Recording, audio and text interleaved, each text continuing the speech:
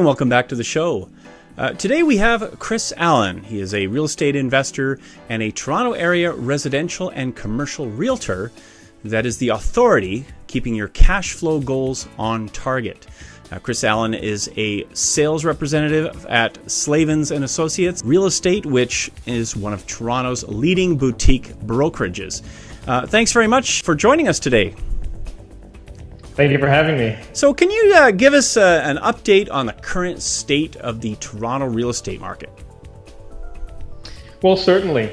Overall, throughout the GTA, the prices have been up for the month of July.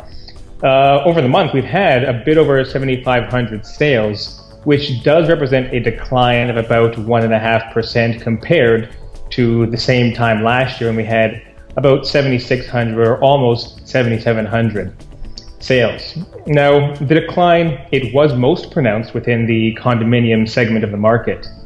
But overall, total sales for the GTA are up compared with the same period as last year. One of the reasons that we're attributing the numbers to what they are is that we had very strong annual sales growth for the first half of 2012. And the spring market did peak a little bit early. So this does help to explain why 2011 had a little bit moderately more sales than we have right now at this time in the summer. The average price in Toronto was about a bit, let's say, $477,000 approximately, which is up 4% compared to, of course, July of 2011. Another thing worth noting is that the GTA housing market, it has become better supplied in the most recent months. So a lot of our buyers have benefited from more choices within the marketplace, which does result in a little bit less upward pressure, over the average home price in July. And Chris, why are condos seeing more of a decline over detached homes? Well, there's a bit more of a decline with the condo market simply because of supply and demand.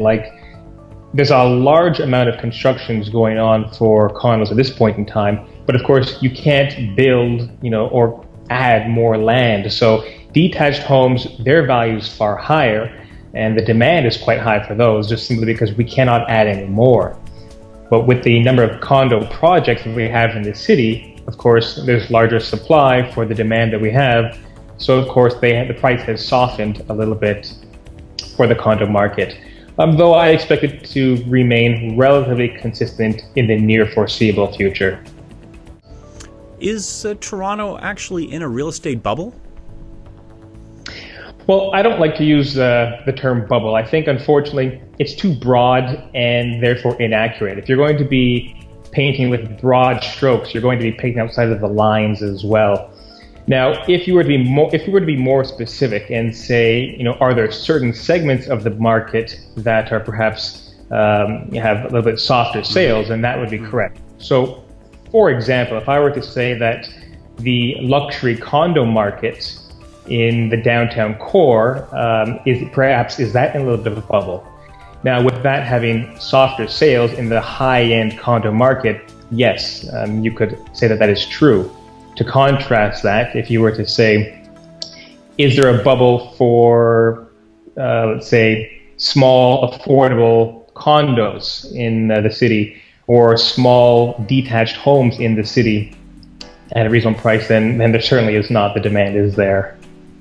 So how is it that you've been able to forge such powerful connections and build relationships with the whole, the who's who in real estate, with names such as Eric Trump, George Ross, and the Ted Menzies of the Minister of the State of Finance? That's actually a good question. And, simply because as a successful realtor myself, in order for me to take it to the next level and, accelerate myself and continue growing in my business, I need to connect and build the relationships with people far more successful than myself. So that's why I always try and plug in with persons like Mr. George Ross. And, I need to, to grow. It's a great analogy, actually, that someone had told me, is that a koi fish. If you have a koi fish in a small bowl, it may only grow to be about, an inch or so. But if you put that same koi fish into a pond, it'll grow to over a foot. So simply, for me to become more successful than I am right now, I need to be around and network and connect and learn from other persons in the real estate, business and just business world overall that are more successful than I am. Well, Chris, what is your relationship with George Ross? George Ross is a fantastically sharp guy, and he definitely is a wealth of knowledge, as you can imagine. But fortunately, I actually was able to come to an agreement with George Ross, and he's actually my strategic advisor for me and my business, which is a phenomenal opportunity for myself and, of course, my clients. When you're working with someone, like George Ross and the Trump brand so closely, and obviously everyone knows Trump when it comes to real estate, it allows me to kind of position myself to offer a unique perspective to my clients, as well as a unique view and unique opportunities that they wouldn't be able to find anywhere else. And I hear that you're currently writing your first book. Can you tell us a little bit about that? Yes, that's your sources are very good. Actually, I am. It's a project that was relatively under wraps. I am writing. Actually, I'm in the process of writing the book on Toronto real estate. It's going to be, of course, go into the history of the market as well as where things, may end up in the future. But I don't want to let the whole cat out of the bag just yet. But needless to say, I expect to have my book published in the last quarter of this year, November, December-ish. And what are your clients investing in now? What's their focus in? Well, a lot of my clients right now, they're looking at commercial condos, whether it is a commercial retail condo, such as like your 7-Eleven perhaps, or a Money Mart type of building, or industrial condos where it's maybe a small warehouse or even small light industrial. We do have a fair bit of investment going on in that sense. Another group actually of my clients are taking a look at relatively small residential projects such as duplexes and triplexes. So things of that nature are quite popular with my investing clients right now.